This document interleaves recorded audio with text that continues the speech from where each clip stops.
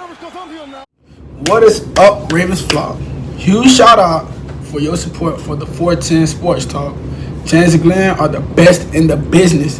They're killing it right now. They love talking Raven talk. Make sure you go subscribe to their channel. Let's go Ravens. Big trust.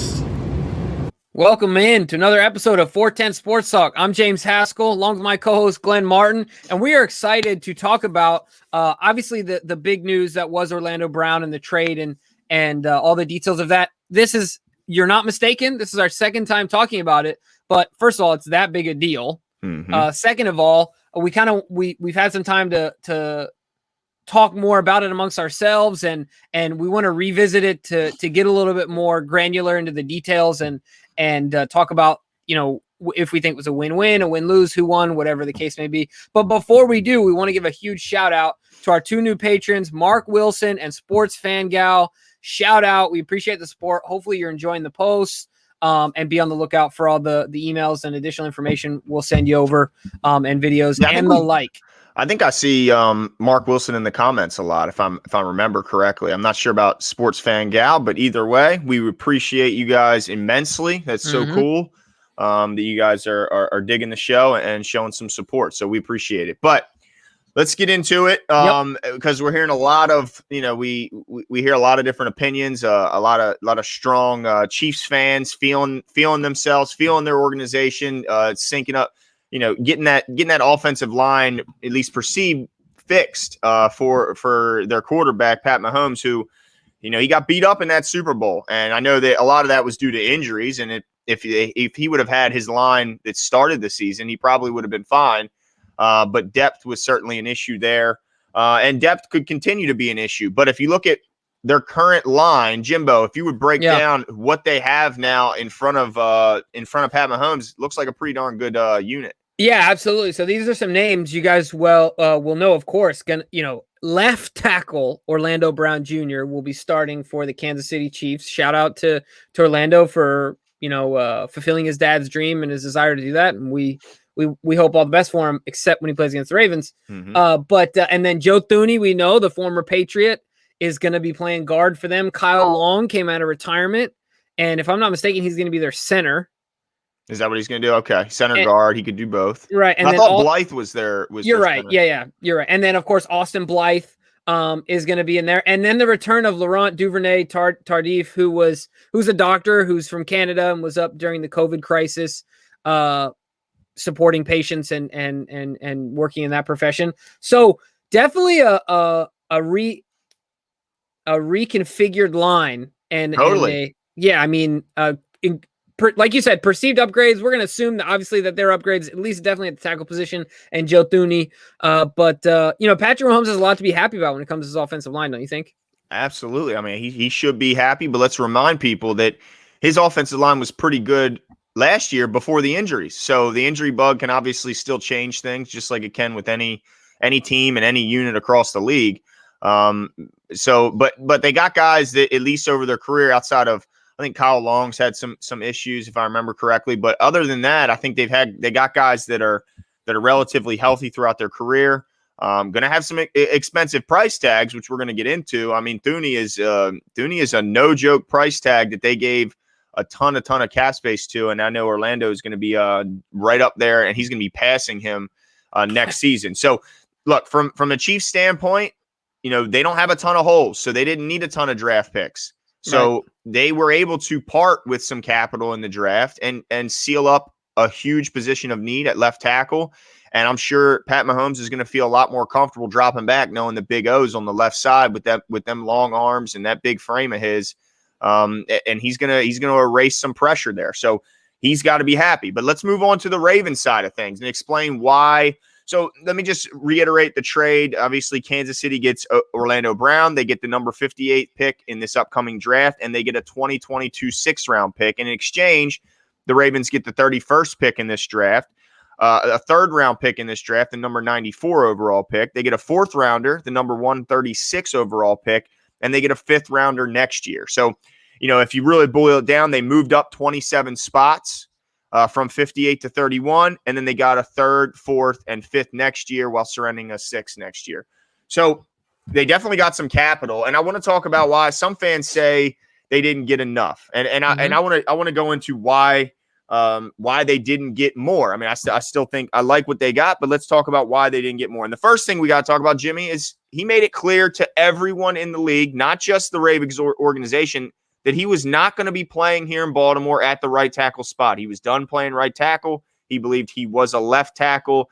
And I think when Ronnie went out and he got a little taste of that, it just reiterated the fact that not only was he a left tackle in his mind, but that he could play at this level at the left tackle spot. So even though he may have been confident internally that he could play over there, now after having experience there, now he knows he can play left tackle. There's no debate, no doubt. He can definitely play there. So, Jimmy, how much does the fact that a guy comes out and demands a trade publicly affect the trade negotiations? Yeah, I mean, that's huge, right? The fact that he did that. And honestly, I don't think the Ravens were super happy about it.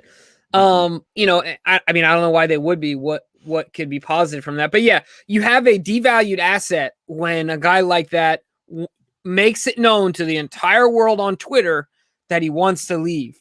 And then on top of that, when he talks about his dad and things like that, you realize it's not a money thing, that it's a dream that him and his dad had from the time he was a kid, and the way that they esteem the left tackle position. So all that being included, I mean, the Ravens could have got a bag of shells for this, because at the end of the day, he made it clear that after this year, unless the Ravens tag him, he is out. And they were going to get zilch. I mean, nothing for Orlando. And in other organizations, stuff like this happens. Guys leave, they don't get anything. I mean, he would have gotten the comp pick.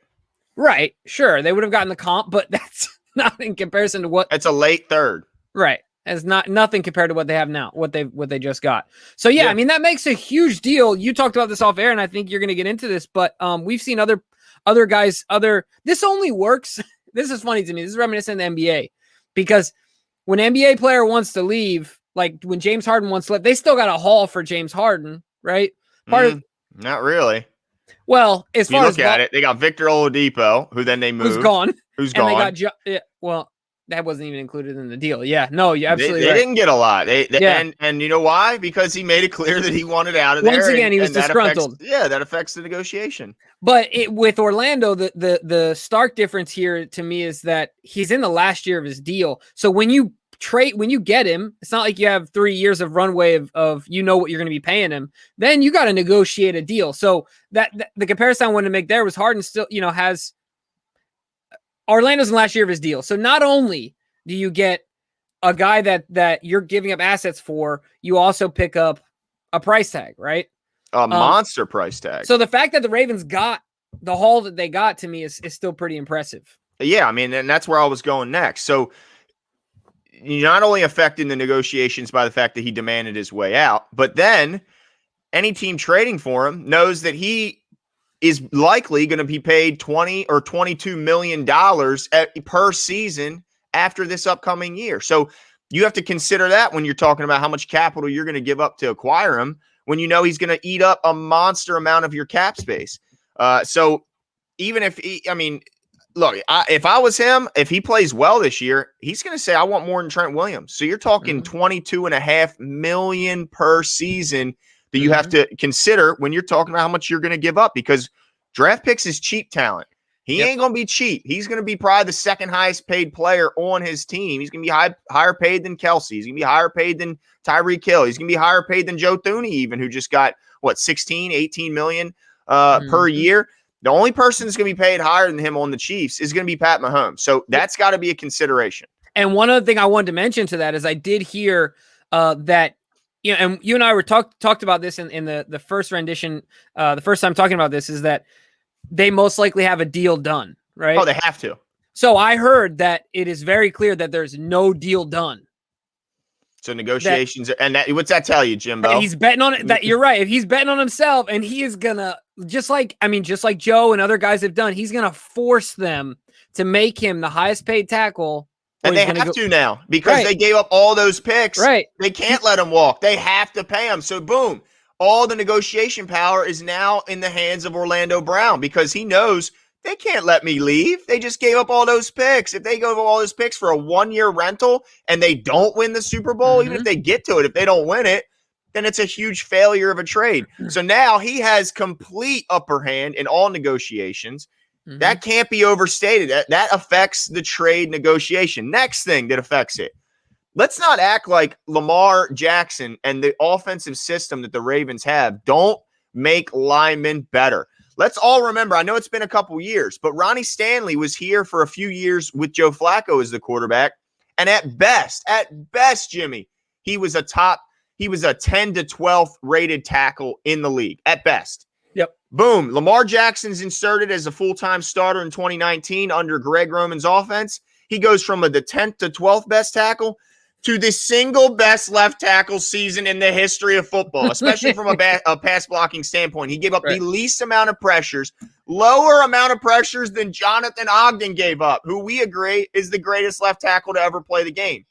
So to act like that he has not been benefited from playing in front of Lamar Jackson and playing in this Greg Roman offense that is hugely beneficial to all offensive linemen is silly. So while he's still going to a team with a great quarterback and they have a great offense, it's still not going to impact the level of play like the Ravens offensive system and Lamar Jackson's system, because you have to rush Lamar Jackson different than any quarterback in history because he's just so unique. And as unique as Pat Mahomes is, elusivity is still not as unique as Lamar Jackson. It's ridiculous. So he was made better because of this system. I mean, there's no doubt, right, Jimbo? Yeah, absolutely. I mean, the one knock that you can, and this is not a like knock Orlando thing. You were talking specifically about Ronnie in that case, but if you're talking about Orlando, this isn't like, once again, Orlando's a Raven for life. He's been here for a long time. We love the kid and hope him all the best. But the one thing that is in being objective is that while he has incredible length, strength, I mean, he just envelops you, right? Because it's so hard to get around him. He's not fleet of foot. He's not quite mobile. And so, if you're talking about playing to his strengths, when he gets to move forward and be a mauler and be a road grader, that makes him even better, right? This offense is perfect for a guy like that. Where I would say it's funny because Stanley did well in this offense, but Stanley naturally, in my mind, is much better suited for a Patrick Mahomes type that's going to drop back and throw it 40 times. You know what I mean? So to where Orlando, this might not be his strong. So I'm not saying that he's not going to be above average or anything like that. He could rightfully go out there and ball out. But I'm just saying that if you look at his game, he is at best when he's moving forward and he's moving bodies out of the way. That's just his game. And so, yeah, I mean, it's really going to be, it's going to be interesting to see how this trade is graded out. A lot of it will have to do with who we draft. A lot of it will have to do with how we play. And this is the other piece of it. I'd like to know your thoughts here. So do you think the Chiefs say, okay, we're going to play him at left tackle, but what happens if it doesn't work? Look, he made it clear. Is he going to say, I don't play right tackle anymore? Like never in my career? I think the only way you can convince him otherwise is if he has on the field failures where you can point to it and say, look, Orlando, you were out there. You were a turnstile. But look, I don't think that's going to be the case. Yeah. So I don't even want to. I think he's definitely shown that he can play left tackle at a high level. Yeah. But that's where I want to go next because, and I think you're in this offense, though. In this offense, I want to double down on your point because, as much criticism as this offense in Baltimore gets from fans and some analysts about the lack of throwing, that same criticism, if you go to Kansas City and listen to their fan base, is in the opposite, is given to Andy Reid and the fact that they don't think he runs enough. If you remember in the Super Bowl, their lack of running wasn't because of lack of success. It was because of lack of runs called. When they called the runs, they were having success. They just don't run it enough. And that's been a criticism of Andy Reid and his offense for years, back from when, they had Westbrook, running for him. They just don't run the ball enough. It's not that they can't do it. It's just he doesn't call enough runs. And I know a lot of Chiefs fans that get fed up with him go, why aren't we running the ball enough? Give the running back the ball and let's, get a little more balance. So those same arguments and criticisms the Ravens get, the Chiefs get it in reverse. And you just pointed out that while, he's a fine pass blocker, the best part of his game to this point has been his run blocking. And you mentioned he's a mauler. You can't stop him when he decides to go forward. Well, he's not going to be able to take advantage of that as much going to an offense that's criticized for not running enough. So, I think that's a good point. But the next thing I want to talk about is the fact that Ronnie Stanley is just better than Orlando Brown. There's no chance that he was never going to, unseat Ronnie Stanley at the left tackle position. And I want to get into just how much better he was. Orlando Brown, they raved about how good he was last year. He was good. But according to PFF, which is a non-biased analytical grading system, he had a 76 overall grade.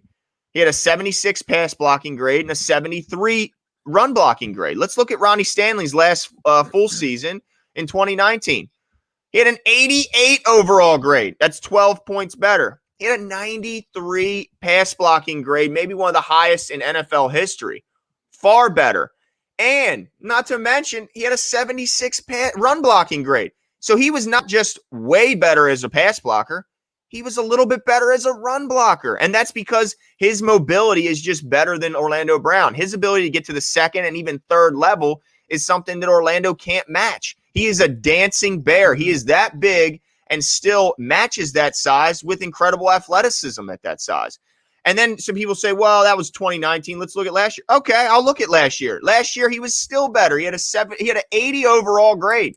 Still 4 points better than Orlando. And his pass blocking was a 91 overall. So even in a year where it was cut short from injury, he was still way better at left tackle than Orlando was. So let's not act like, he's a better left tackle than Ronnie. I mean, in this offense, they were both playing in this offense. Ronnie was miles better.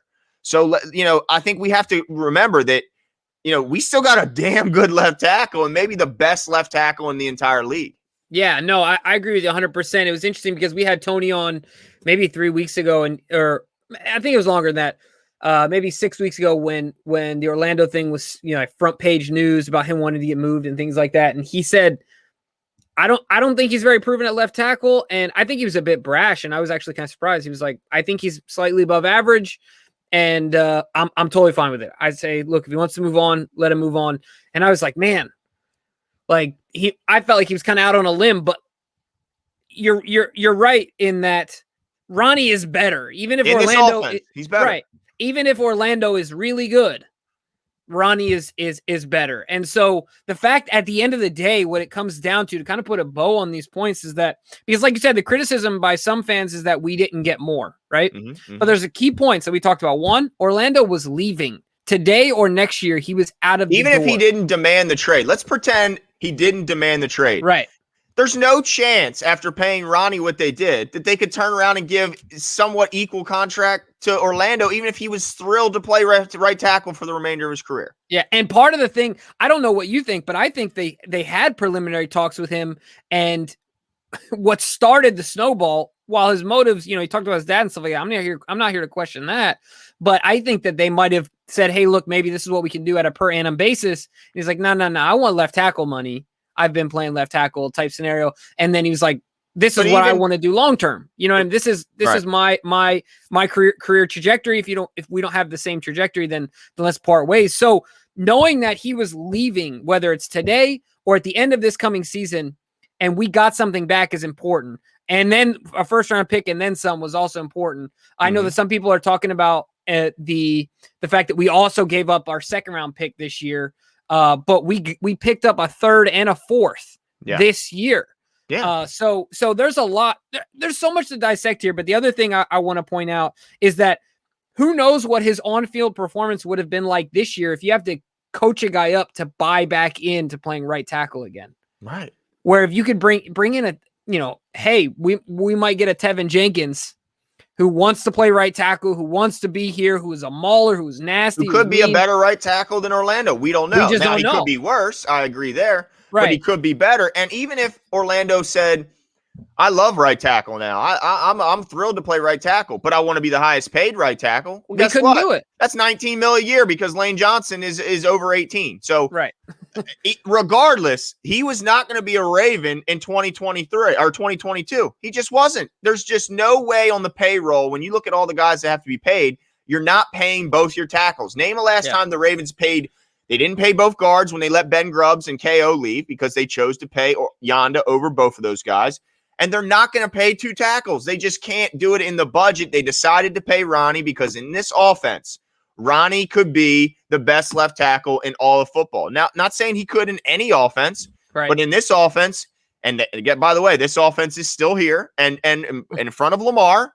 Lamar ain't going anywhere. He can be and has shown that he has been the all-pro best left tackle in all of football. Right. So, Glenn, this is the question I have for you at the end of the day. We did our initial reaction. You had some time to think about it. We've talked about it back and forth. Mm-hmm. What do you consider this deal to be? Is this do you see one team gaining it, like having the better end of the deal than the other? Do you see it as a 50-50 split? How would you categorize this trade? Yeah, this trade to me is the rare win-win. Both teams won the trade. I mean, I think that if you're a Chiefs fan, you should be thrilled. I mean, because you got a young stud left tackle who is going to be motivated. He's going to a team that's also a winner. And I think that, obviously plays on your psyche. And that's a boost knowing that you're going to a team that's going to compete for championships. I think that you watched that Super Bowl and you were like, man, I'm tired of seeing Pat Mahomes running for his life. And when you look at this revamped offensive line, you got to be thrilled. I mean, unless the injury bug bites them again like it did last year, taking out their tackles, which could obviously happen to any team, they got to feel good going into this year. But at the same time, I mean, man, that's a lot of contracts. I mean, I was shocked by how much they gave Thuney, and they're gonna have to really pay Orlando. But at least in this season, if I was a Chiefs fan, I would be thrilled. And then as a Ravens fan, I'm excited because I was worried as to what type of capital the Ravens might get in return because teams know, man, I could just wait a year and then I could just pay him what I'm probably going to have to pay him if I trade for him anyway. It's not like if you trade for him, that's going to make his contract any cheaper. Right. No. You're going to have to pay the same amount. The only advantage is if you don't have to bid against other teams in an open market. That's the only advantage. And you can strike a deal 1 year earlier before someone else might reset it. You know what I mean? Like, right. That's still you're talking. The price tag ain't any different. Right. So I think the fact that they were able to get so much to make it this draft, now they can move up, they can move back. So they could take that 31 and then turn that into a 2 and a 3. And then all of a sudden for Orlando, now you have you got a second round, you got 2 3s, and you got a 4. So, they can turn this. So I don't think that it's necessarily over how much they've gotten from this trade because we don't know until draft night. So what if they package these 2 picks and go up and get like a Kyle Pitts, or if they go up and get one of the stud receivers, or if they go up and get, then all of a sudden you're like, well, we trade Orlando for this guy plus a 3rd and a 4th. So you just don't know exactly truly what the Ravens have gotten in this trade just yet. And then you really have to wait a year or two to evaluate the player to find out. Because if they get 2 Pro Bowlers in this draft, like they got in Orlando when they drafted him in the 3rd round and turned him into a Pro Bowler. So now that you're saying you trade away 1 Pro Bowler for 2 Pro Bowlers, well, that looks pretty damn good. So we don't really truly know what the trade, all the Ravens got. So to me, I think it's a win for the Chiefs. It's a win for the Ravens. And, man, I'm excited to see what Eric DeCosta does with all this draft capital. Yeah, absolutely. I'm with you 100% there. I think it is a win-win based on where both teams are at. The Ravens' sustainability and the Chiefs, they're both in win now mode, but if the Ravens want to stay there, they had to do something different with Orlando, where the Chiefs had to bring an acquisition such as that to make that pick. So, and the Ravens, their bread and butter, they feel confident in being able to draft competent players that can step in right away. So might as well lean into what you feel is your strength as an organization. And go with 31, people can tell me that's basically a 2nd round pick, and that is the most foolish statement. That 31st pick is so valuable because as we saw with the Ravens trading back in to grab Lamar Jackson, that is a key place for guys teams to want to trade back into, grab their quarterback of the future that has that 5th year option. That's why it's so key, because you got a guy for 5 years, whereas I don't care if you're picking the 1st pick in the 2nd round, that's a 4-year contract. And you better believe that 1 extra year makes all the difference in the world as far as that Super Bowl window. Yep, 100%. So I can't wait to see how this turns out, the picks, and it is forthcoming. I would say my only difference between your opinion and mine is I think if I had to say, I think Ravens, I'm biased. I think they had a little bit more of an upper hand. Volume of picks. I mean, just the volume of picks at the end of the day for Orlando Brown to me means everything. And then, like you said, the fact that we have 2 1s. Last time we had 2 1s, we got Lamar Jackson. And I don't bet against the Ravens when it comes to these scenarios because we turned Hayden Hurst into J.K. Dobbins. Yep. You know, we've turned Vedvik into serious players. He's not even in the NFL anymore, I don't think. Mm-mm. So, I'm really, really excited for this. Let us know what your thoughts are, and we'll talk to you guys soon.